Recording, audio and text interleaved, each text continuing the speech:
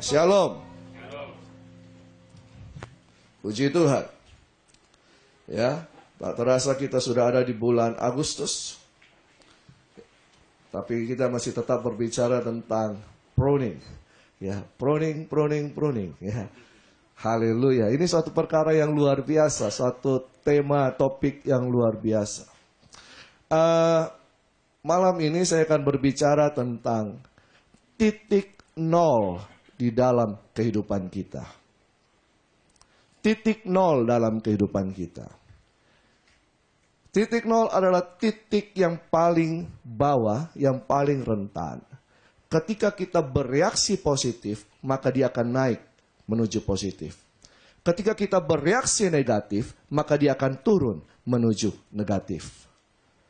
Saya percaya bahwa mungkin setiap kita pernah mengalami yang namanya titik nol dalam kehidupan ini. Ada banyak kisah di dalam Alkitab, bahkan saya secara pribadi pun pernah mengalami hal-hal seperti ini. Dan titik nol merupakan titik penentuan bagi kita. Bagaimana kita akan bisa berjalan bersama dengan Tuhan. Kita akan menikmati berkat-berkat Tuhan, janji-janji Tuhan. Atau kita membelakangi Tuhan dan berkata, bye-bye Tuhan. Titik nol sangat menentukan. Kalau kita melihat di dalam Kejadian 45 ayat 1 sampai yang ke-9. Ini berbicara tentang kesuksesan Yusuf.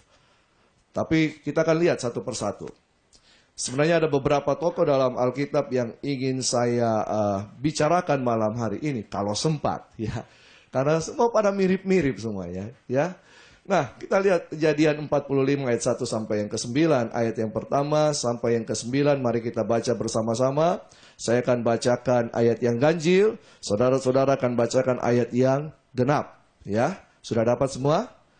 Ada di LCD kudus, ya. Ada di smartphone kudus, ya. Ada di tablet kudus, ya. Saudara bisa buka di mana saja, asal jangan buka yang lain. Ya, mari kita baca bersama-sama Kejadian 45 ayat 1 sampai 9. Ayat yang pertama.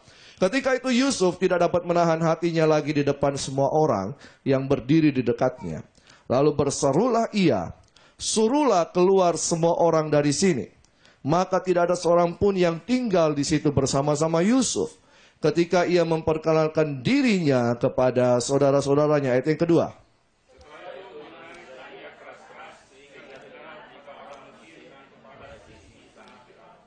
Dan Yusuf berkata kepada saudara-saudaranya, akulah Yusuf, masih hidupkah Bapa? Tetapi saudara-saudaranya tidak dapat menjawabnya, sebab mereka takut dan gemetar menghadapi dia. Ayat yang keempat.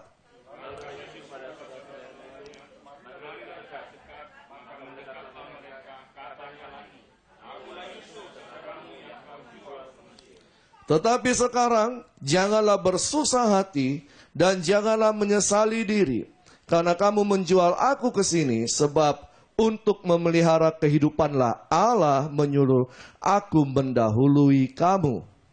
Ayat yang ke-6.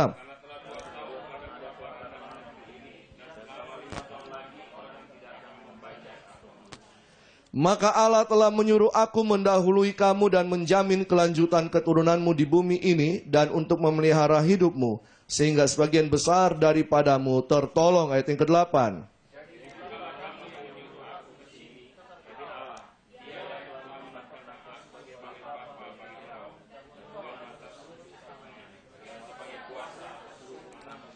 Segeralah kamu kembali kepada Bapa dan katakanlah kepadanya, beginilah kata Yusuf anakmu, Allah telah menempatkan aku sebagai tuan atas seluruh Mesir. Datanglah mendapatkan aku. Janganlah tunggu. Yusuf diangkat sebagai mangku bumi di Mesir. Orang kedua di Mesir setelah Firaun. Tidak ada satu orang pun yang bisa melakukan apa-apa tanpa sepengetahuan Yusuf. Posisi yang sangat tinggi. Betul? Ya, siapa tahu di sini Aldi diangkat naik tinggi oleh Tuhan sebagai wakil presiden misalnya atau presiden Indonesia. Ya. Dan itu tidak itu mungkin terjadi. Amin. Tuhan bisa angkat kita naik lebih tinggi. Tapi kadang-kadang kita hanya melihat apa yang telah terjadi. Tapi proses demi proses dalam kehidupan Yusuf biasanya kita lupakan. Kita hanya melihat kehidupan seseorang di atas. Tetapi proses bagaimana dia memulainya, kita lupakan itu. Dan kita mau untuk naik tinggi seperti dia. Kita mau menjadi orang yang berhasil secara instan. Tapi dalam kehidupan ini ada proses demi proses. Yusuf pernah mengalami titik nol dalam kehidupannya. Yusuf anak kesayangan dari Yakub. Anak papi. Ya, disayang sekali. Oh, bahkan Yusuf pun diberi jubah yang indah. Dan ketika Yusuf diberi jubah yang indah, mungkin dia bak peragawan, dia memamerkan jubahnya itu kepada saudara-saudaranya. Lihat saya, ya. Sorry, jangan lihat di sini. Lihat di sini, ya. Lihat saya. Wah, jubah yang indah, baju yang baru. Semuanya matching. Begitu ya, luar biasa.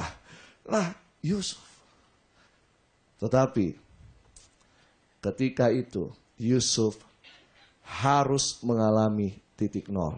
Saudara-saudaranya melepas jubahnya Yusuf. Lalu kemudian Yusuf dijual kepada orang-orang Midian. Lalu dijual ke Mesir di rumah Potifar. Saya tidak melihat Alkitab berkata Yusuf memberontak. Saya tidak menemukan Alkitab berkata Yusuf mengeluh pada waktu dia harus dilepas jubahnya, lalu kemudian dijual, lalu kemudian menjadi budak di Mesir. Mungkin Yusuf berkata, oh kakak, kenapakah? Kenapa saya dikasih begini kakak? Kodong. Ya, saya tidak, Alkitab tidak mencatat. Tetapi Alkitab hanya mencatat Yusuf dijual. Harusnya dia dibunuh. Tapi kemudian Yehuda berkata, sudah jual saja. Ya, jual. Saya percaya bahwa dalam setiap masalah kehidupan kita, Tuhan juga campur tangan. Amin. Pengakuan Yusuf berkata, aku dijual. Kamu memang menjual aku. Tapi bukan untuk itu. Bukan untuk hanya sekedar dijual. Ada maksud Tuhan di balik semuanya itu. Seringkali kita mengalami masalah persoalan, kita menyalahkan Tuhan. Kita menyalahkan keadaan. Tapi tahukah saudara bahwa Allah itu turut bekerja bersama di dalam segala sesuatu untuk mendatangkan kebaikan bagi kita yang mengasihi Dia. Dan saya percaya bahwa tidak ada yang kebetulan dalam kehidupan kita. Tuhan itu sudah mengatur langkah-langkah hidup kita. Tiap langkah kita diatur oleh Tuhan. Tiap langkahku diatur oleh Tuhan. Dan tangan kasih-Nya menuntunku. Di tengah gelombang dunia menakutkan, hatiku tetap tenang teduh. Tiap langkahku, ku tahu Tuhan yang pimpin. Ke tempat tinggiku dihentarnya. Hingga sekali nanti aku tiba di mana? Di rumah Bapa surga yang bakal. Itulah kalau WL disuruh khotbah seperti inilah, ya. Nah, Tuhan menuntun langkah-langkah kehidupan kita. Seringkali kita menganggap bahwa memang Tuhan berjanji pada kita. Alkitab menyatakan banyak janji Tuhan. Seperti tadi saya katakan bahwa kita akan diangkat, naik dan semakin naik. Tapi kok banyak masalah. Seringkali kita menganggap bahwa masalah-masalah itulah yang telah menggagalkan rencana Tuhan dalam kehidupan kita. Seringkali kita menganggap bahwa semua problematika kehidupan kita itu yang menggagalkan rencana Tuhan. Tapi dengar baik-baik bahwa Tuhan bisa memakai setiap masalah kita untuk mengangkat kita naik lebih tinggi. Amin. Saya ibaratkan titik nol itu adalah titik penentuan. Itu ibaratnya seorang pemanah lagi menarik panahnya, lalu sudah sampai pada tegangan yang sangat tinggi, itulah titik nol. Dan ketika panah itu dilepas, akan melaju dengan kecepatan yang sangat luar biasa menuju sasaran. Tapi ketika ditarik, itulah masalahnya. Yusuf mengalami proses. Di rumah Potifar, dia dituduh. Tuduhan palsu. Ya, bukan vaksin palsu. Ya, tuduhan palsu. Ya, lalu kemudian Yusuf dijebloskan ke dalam penjara. Setelah di penjara, Yusuf itu mendapatkan kasih karunia tuannya. Siapa tuannya? Alkitab hanya berkata bahwa itulah penjara kepala penjaga, kepala pengawal raja. Siapa itu? Potifar. Yusuf dijebloskan oleh Potifar karena Tantepo, Pak Robert bilang tadi, ya, ke penjara. Tapi yang menjadi kepala penjara itu Potifar juga.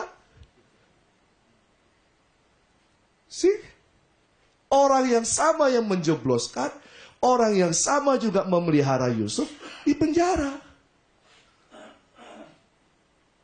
Yusuf ketika di penjara, dia berespon yang baik. Pak Robert tadi katakan bahwa dia adalah seorang yang sangat manis. Saya juga tidak menemukan di dalam Alkitab Yusuf komplain. Yusuf marah-marah. Yusuf menggerutu ketika terjadi sesuatu dalam kehidupannya.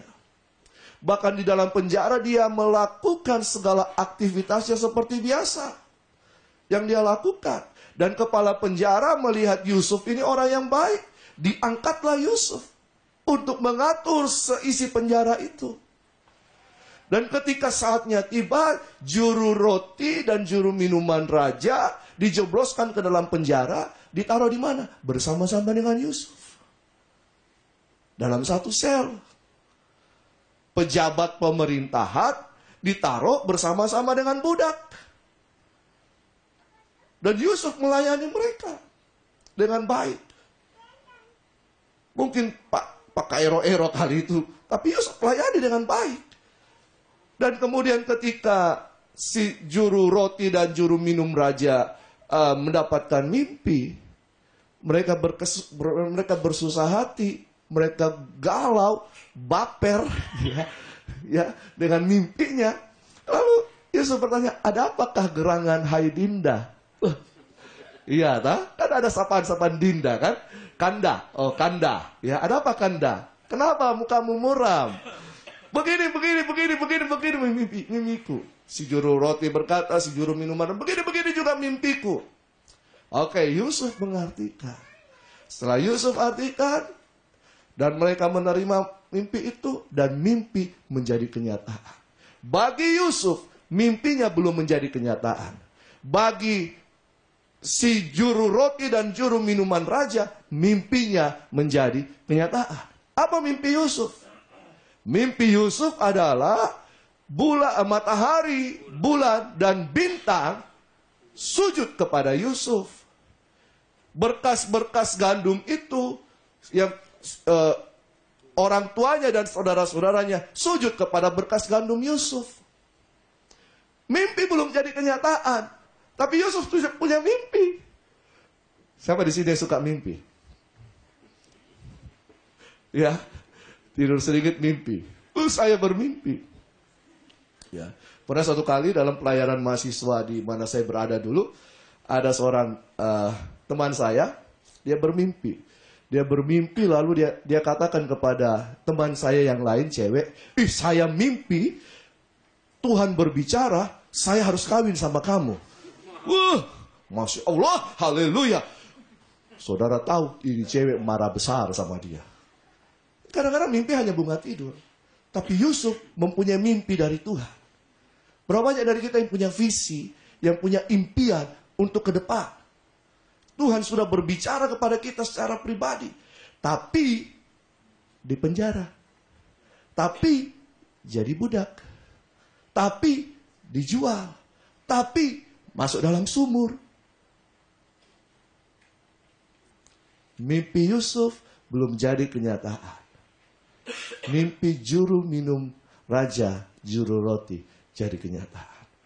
Pelan, Yusuf dilupakan. Sendiri lagi. Sendiri lagi. Di mana? Di penjara. Tadi kan ada temannya dua, toh?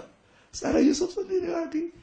Yusuf cuma bilang, Kodong, kalau kau keluar dari penjara ini, ingatlah saya. Ingatlah saya. Tapi Yusuf dilupakan. Sendiri lagi di penjara. Tapi Tuhan tidak pernah meninggalkan Yusuf. Tuhan tidak pernah meninggalkan setiap kita. Dalam titik nol kehidupan kita, justru itulah saat Tuhan bekerja dalam kehidupan kita. Memproses kehidupan kita. Yusuf diproses sedemikian rupa. Yusuf anak manja, anak papi. Diproses sedemikian rupa. Lalu kemudian suatu saat Firaun mendapatkan mimpi. Juru minum raja berkata, ada di penjara tuanku. Saya bersalah sekali. Dulu waktu saya di dalam penjara, saya dapat mimpi, dia artikan. Lalu kemudian Yusuf dipanggil. Seorang budak harus ke istana. Kalau pepatah berkata bagaikan pungguk merindukan bulan. Mustahil, mustahil. Tapi ini terjadi. Dalam Yusuf ini terjadi. Seorang budak menghadap Firaun. Mengartikan mimpi, mengajari Firaun strategi pemerintahan. Siapa itu? Yusuf. Dari mana itu semua? Dari Tuhan. Apakah itu semua kekuatan Yusuf? Tidak. Dia seorang budak. Dia dijual. Dia anak manja. Tapi proses kehidupan telah mengubahkan kehidupannya. Menjadi seorang yang tough. Seorang yang tangguh. Kuat di dalam iman. Yusuf akhirnya diangkat menjadi mangku bumi. Ketika kelaparan terjadi, seluruh bangsa datang ke Mesir. Mesir berkelimpahan. Karena siapa? Karena Yusuf. Dari titik nol, Tuhan angkat Yusuf. Sekarang Yusuf diperhadapkan lagi dengan saudara-saudaranya. Tadi Pak Rohdi, kalau saya itu saya, ya, kamu, ya, yang dulu membuang saya di dalam sumur, yang jual saya, mungkin kalau kita begitu nih, ya, marah. Tapi Yusuf tahan diri. Kedua kali dia bertemu, drama terjadi. Ya, drama India terjadi. Kalau dulu India ada tiang lari-lari di situ toh. Ya gitu ya. Tapi ini pokoknya satu Mesir istana itu mendengar suara Yusuf menangis. Dia menangis bukan karena jengkel, tapi karena rindu yang terpendam. Rindu yang terpendam kepada ayahnya, kepada saudara-saudaranya, bahkan kepada Benyamin adiknya. Dia menangis sedemikian rupa. Dia bukan menangis karena jengkel, bukan menangis karena dendam, tapi karena rindu. Bayangkan, orang yang berbuat jahat kepada Yusuf, saudara-saudaranya yang berbuat jahat kepada Yusuf, tidak merindukan Yusuf, melupakan Yusuf. Tapi Yusuf yang dijahati, merindukan saudara-saudaranya, ayahnya.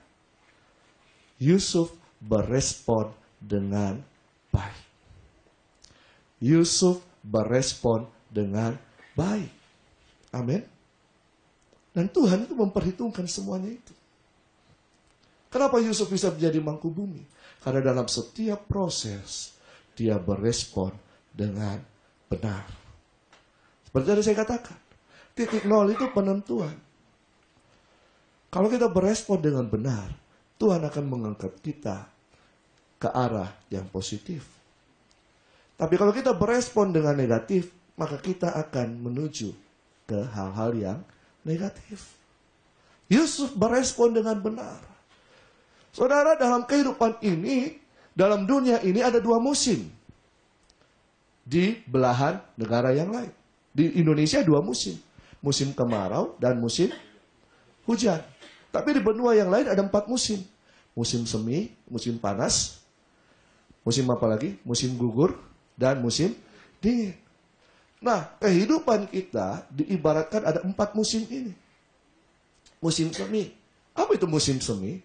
Musim semi adalah musim semuanya berawal baru. Ya, tumbuh-tumbuhan baru mulai tumbuh, mulai mengeluarkan daun-daun semuanya. Kalau kita ibaratkan itu cinta yang baru mulai muncul. Ya, cinta yang mulai tumbuh. Pertama mungkin anak-anak muda lirikan, lirik mata, ya. Aku padamu, kamu padaku. Haleluya, ya. Tadi saya lihat singers juga sudah kembali. Haleluya. Nah, itulah anak muda, ya. Itulah anak muda. Jadi cinta mulai bertumbuh. Ya, sama kita juga dengan Tuhan seperti itu. Kerohanian kita, cinta kita kepada Tuhan mulai bertumbuh. Mulai, asiklah namanya cinta pertama, cinta mula-mula. Tapi ada musim yang kedua, musim panas. Apa yang terjadi di musim panas? Oh, itu musim yang sungguh menggairahkan. Ya, semua aktivitas berjalan dengan baik, tumbuh-tumbuhan, pohon bunga semua sudah tumbuh dengan baik, sudah indah semuanya. Ibaratnya kita itu sama Tuhan itu lagi hot-hotnya. Ya, wow. Pokoknya ada ibadah, saya ada di situ.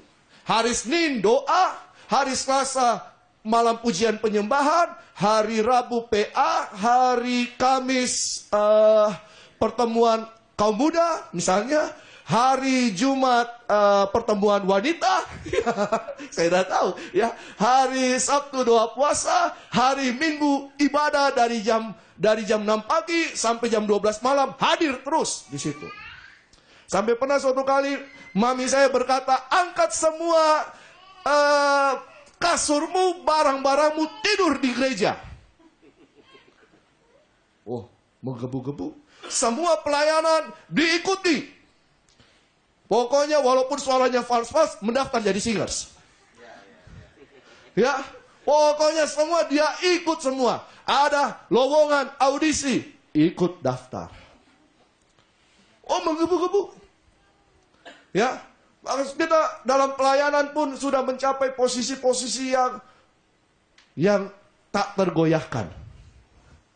Ya, saya alami itu. Ya, ketemu di mana saja, shalom Pak, haleluya. Kalau disapa oleh jemaat itu hatiku berbunga-bunga. Ya, posisi sudah di atas. Sudah tidak ada lagi. Pokoknya kalau ini sih ini, dia. Kalau ini, pokoknya tadi saja dia. Yang namanya itu, dia saja semua. Mulai dari orang mati, sampai orang lahir. Orang lahir sampai orang mati. Balik lagi. Dia. Ya. Dia semuanya. Pernahkah kita begitu? Oh, merasa diperlukan. Haleluya. Tapi ingat. Ada yang namanya musim gugur. Apa yang terjadi pada musim gugur? Daun-daun mulai berguguran.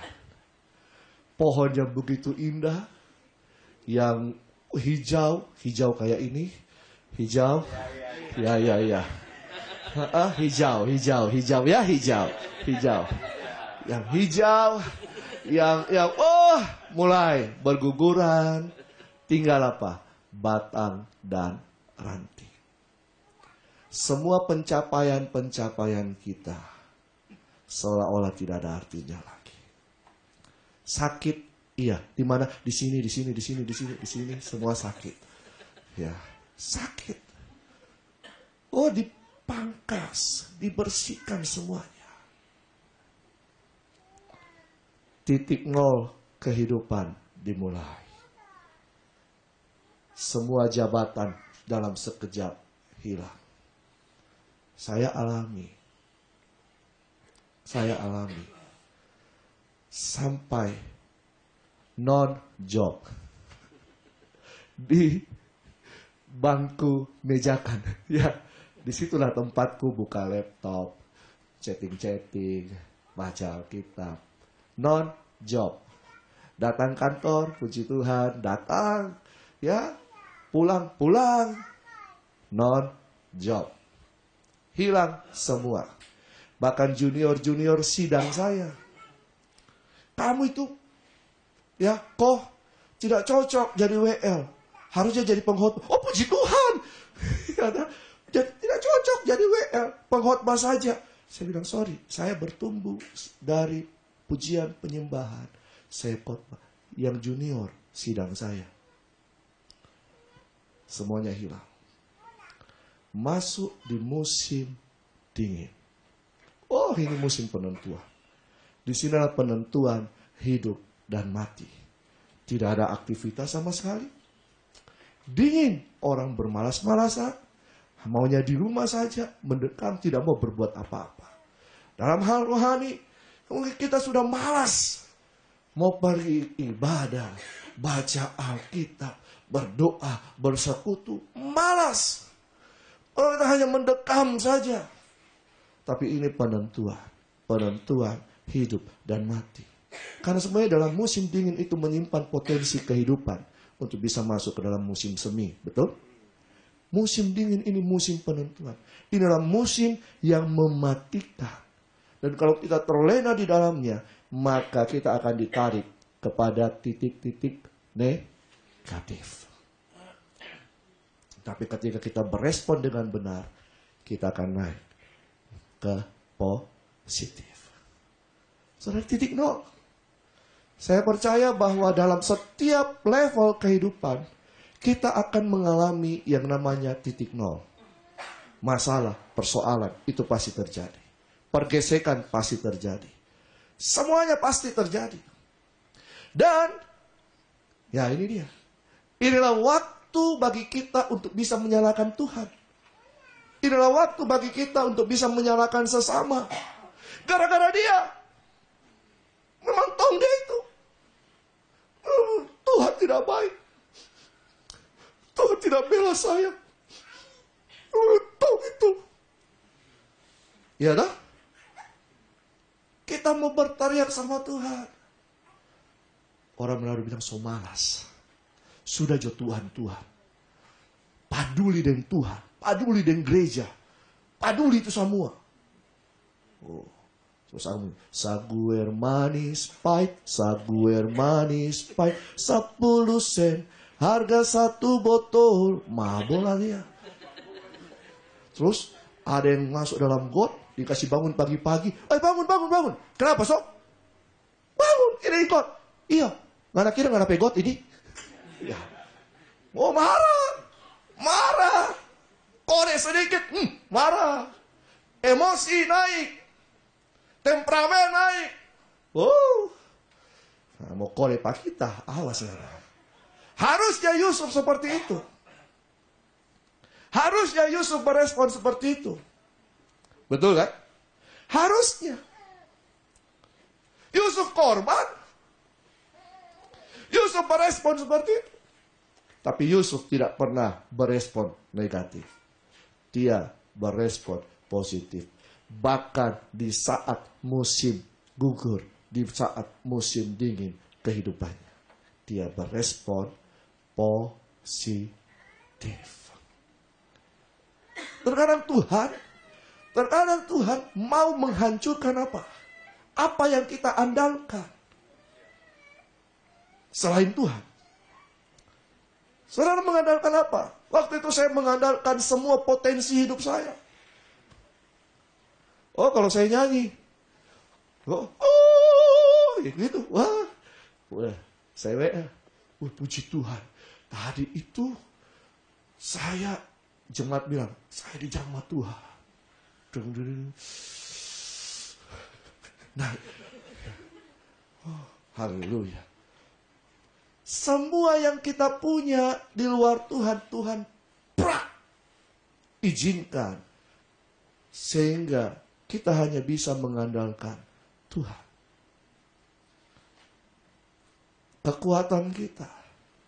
Yakub. Siapa yang tidak kenal Yakub? Tahu kan Yakub?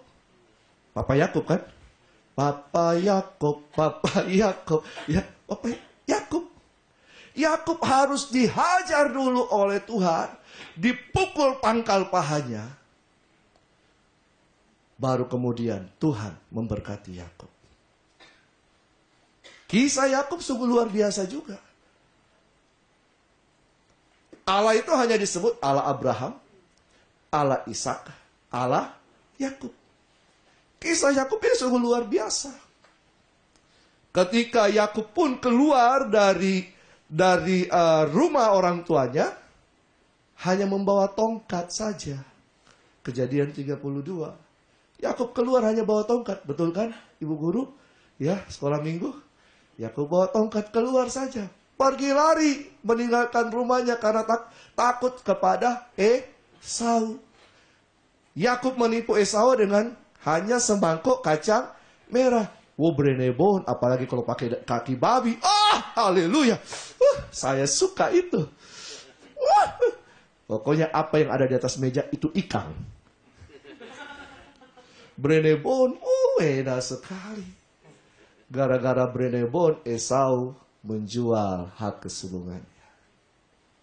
Lalu kemudian Yakub menipu papanya, Ishak. Berkat harusnya untuk Esau, tapi Yakub yang ambil. Esau berikhtiar membunuh Yakub. Yakub lari dari rumahnya, hanya berbekal tongkat. Dalam doanya Yakub berkata, aku bersyukur pada Tuhan. Ini dalam terjemahan saya. Ya, Kejadian 32. Aku keluar dari rumah orang tuaku hanya bawa tongkat. Tapi Tuhan pelihara aku. Sekarang aku pulang ke tanah, ke negeri orang tuaku. Tuhan yang menyuruh aku pulang dengan membawa rombongan dan harta benda. Tapi ketika dia pulang, Yakub menyuruh orang untuk bertemu Esau. Lalu berkata, katakan begini sama Esau. Yakub itu telah diberkati oleh Tuhan. Dia sudah punya semuanya, harta benda. Tapi ketika orang itu pulang, orang itu berkata kepada, hambanya ini berkata kepada Yakub, Yakub, Esau akan datang menghampirimu dengan 400 orang. Yakub datang kepada Esau, membawa utusan berkata, dia sudah punya semuanya. Dia sudah punya semuanya. Harta benda, kambing, domba, unta, budak, semuanya ada. Lalu apa yang terjadi? Esau datang menghampiri Yakub dengan 400 orang. Yakub nekere. Takut dia. Lalu Yakub mulai membuat strategi dan semuanya. Lalu kemudian pada waktu itu, pada tengah malam itu dia memisahkan istri dan anak-anaknya untuk pergi semuanya. Dan tinggal dia seorang diri di tepi sungai Yabok. Yakub bergumul dengan Tuhan di situ. Tapi Tuhan memukul pangkal paha Yakub. Kekuatannya, kebanggaannya, apa yang dia andalkan. Oh, ini berbicara. Kalau dulu saya di karate, ini kuda-kuda ini. Semua di sini ditumpu di sini. Itu harus dipukul oleh Tuhan. Apa yang kita andalkan harus dipukul oleh Tuhan. Sehingga kita hanya berkata, satu-satunya yang ku andalkan, satu-satunya yang ku percaya. Amin. Hanya Dia. Firman Tuhan katakan ya dalam, coba kita lihat. Nah, enak juga kalau tidak baca Alkitab. Kita lihat dalam Yeremia 17 ayat 5 sampai yang ke-8. Yeremia 17 ayat 5 yang sampai yang ke-8. Saudara tenang saja, saya akan bacakan. Yeremia 17 ayat 5 sampai yang ke-8. Beginilah firman Tuhan. Terkutuklah orang yang mengandalkan manusia. Oh, saya mengandalkan manusia. Siapa saya? Oh, tenang, ada Pak Gembala. ya, yang mengandalkan kekuatannya sendiri. Oh, siapa saya dengan segala kemampuan potensi saya? Dan yang hatinya menjauh daripada Tuhan karena ketenaran, karena dia sudah menjauh dari Tuhan secara tidak sadar. Ia akan seperti semak bulus di padang belantara. Ia tidak akan mengalami datangnya keadaan baik. Ia akan tinggal di tanah angus, di padang gurun sudah tanah angus, di padang gurun lagi, di negeri padang asing lagi, yang tidak berpenduduk. Ini namanya sudah jatuh ketimpa tangga, tangganya ada paku berkarat, diinjak lagi, terus dikejar anjing gila. Tetapi firman Tuhan katakan, diberkatilah orang yang mengandalkan Tuhan, yang menaruh harapannya pada Tuhan. Ia akan seperti pohon yang ditanam di tepi air, yang merampatkan akar-akarnya ke tepi batang air, dan yang tidak mengalami datangnya panas terik, yang daunnya tetap hijau, yang tidak khawatir dalam tahun kering, dan yang tidak berhenti menghasilkan buah. Apa yang kita andalkan selain Tuhan akan dipangkas, dibersihkan. Sehingga kita hanya mengandalkan Tuhan. Apalagi yang dibersihkan? Tabiat kita, karakter kita, sifat kita. Yusuf anak manja. Yakub, ya anak mami juga. Betul loh? Yakub itu anak mami. Segala-segalanya mami. Segala-segalanya mami. Anak manja. Tapi Yakub penipu. Di tepi sungai Yabok, dia bertemu dengan Tuhan. Dia bergulat dengan Tuhan di situ. Sebenarnya kata bergulat bukan bergulat seperti itu. Mika berkata begini, bahwa Yakub itu memohon belas kasihan Tuhan. Yakub itu menangis dan memohon belas kasihan Tuhan. Siapa dia mau andalkan? Esau menghampiri dia dengan 400 orang. Saya percaya bahwa 400 orang ini bukan orang yang biasa-biasa, tapi orang yang terlatih. Siapa Esau? Oh, Esau itu seorang yang luar biasa di padang. Seorang pemburu, pasti pasukannya orang terlatih juga. Kalau dia datang, habislah saya, kata Yakub. Sehingga ketika itu Yakub bergumul dengan Tuhan. Yakub memohon belas kasihan Tuhan. Yakub kemudian apa? Tuhan berkata, siapa namamu? Yakub. Mulai hari ini, engkau adalah Israel. Siapa Yakub? Penipu. Siapa Yakub? Penerobos. Siapa Yakub? Perongrong. Tapi diubah menjadi Israel. Siapa Israel? Pahlawan Allah. Pilihan Tuhan. Saudara, karakter, sifat, tabiat kita dikikis. Apalagi yang dikikis oleh Tuhan? Dibersihkan. Paradigma kita, cara pandang kita, Oh, dunia ini sudah dipenuhi dengan berbagai filsafat. Bahkan, ya karena saya ngajar teologi kontekstual, kontemporer, bahkan teologi pun itu didasari bukan dengan Alkitab, tapi dengan filsafat. Banyak filsafat manusia yang menawan kita. Firman Tuhan katakan menabur, maka kau akan menuai.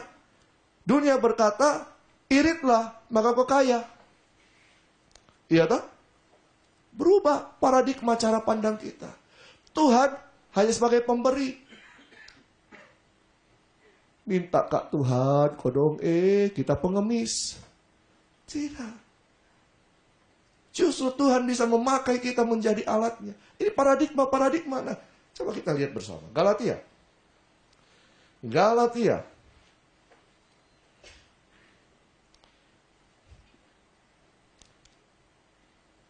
Kolose 2 ayat yang ke-8. Kolose 2 ayat yang ke-8. Hati-hatilah supaya jangan ada yang menawan kamu dengan filsafatnya yang kosong dan palsu menurut ajaran turun-temurun dan roh-roh dunia, tetapi tidak menurut Kristus. Seringkali kita lebih percaya apa yang dunia katakan dibanding apa yang firman Tuhan katakan. Saya bawa Alkitab hari ini. Haleluya. Ya. Apa? Saya mau tunjukkan bahwa inilah Alkitab, saudara. Ya, betul toh? Alkitab. Ya. Seringkali kita lebih percaya apa kata orang. Seringkali kita lebih percaya apa kata dunia. Tapi kita meragukan apa kata Tuhan. Yakub, siapa yang suruh Yakub pulang? Tuhan. Siapa yang suruh Yakub pulang kembali ke rumah orang tuanya? Tuhan. Harusnya Yakub lebih percaya Tuhan dibanding Esau. Berita yang berkata Esau datang dengan 400 orang. Betul toh? Yakub sudah melihat penyertaan Tuhan. Harusnya kalau Tuhan suruh Yakub, dia jalan saja. Entah apa yang ada di depannya dia, bahwa Tuhanlah yang berperang bagi dia. Amin. Tuhanlah yang berjalan di depan kita. Seringkali kita nyanyi, Tuhan yang berjalan di depan kita, ada masalah kita nekere. Takut. Ini paradigma harus diubah. Amin. Dan bagaimana caranya? Baca kitab suci, doa tiap hari, doa tiap hari. Saya selalu tantang jemaat begini. Adakah di antara jemaat yang setiap hari baca satu pasal di dalam Alkitab? Ada? Ada di sini? Ada. Puji Tuhan kalau ada. Yang tidak, adakah di antara jemaat yang hanya baca satu perikop satu hari? Ada? Begini saja, begini. Nggak usah satu perikop. Satu ayat mau tiap hari. Ada? Keterlaluan kalau tidak ada. Betul-betul kak keterlaluan. Manusia tidak hidup dari roti saja. Oh iya betul. Nasi goreng, fuyung hai, capcay. Oh semuanya brenebon. Tapi manusia hidup karena firman Allah. Inilah yang membersihkan kita. Saudara, dalam menghadapi musim-musim itu, apa yang harus kita lakukan? Orang menghadapi musim, mau musim dingin, mau musim panas, musim semi, musim panas, musim gugur, musim dingin. Kalau dia tidak makan, mati. Betul tak? Jadi, dalam menghadapi setiap musim dalam kehidupan kita, apalagi dalam titik nol kehidupan kita, harus makan. Sehingga saya berkata, badanku dulu tak begini. Ya, dulu saya kurus, terempeng. Oh itu melekat bertahun-tahun. Kurus, terempeng, kutilan darat. Itu melekat. Firman. Makan firman. Sehingga kita kuat di segala musim kehidupan. Amin. Sehingga pada waktu kita ada di titik nol, Yusuf ada di titik nol, Yakub ada di titik nol, Ishak ada di titik nol, siapa lagi? Abraham ada di titik nol, siapa lagi? Ayub ada di titik nol, Hence ada di titik nol, Rudi ada di titik nol, Aldi ada di titik nol, siapapun kita ada di titik nol. Kalau kita mempercayai firman Tuhan, maka kita akan naik dan naik dan naik dan naik dan naik bagi kemuliaan nama Tuhan. Amin. Jangan takut ada di titik nol. Justru itulah proses yang harus kita lalui. Amin. Haleluya. Mari kita berdoa.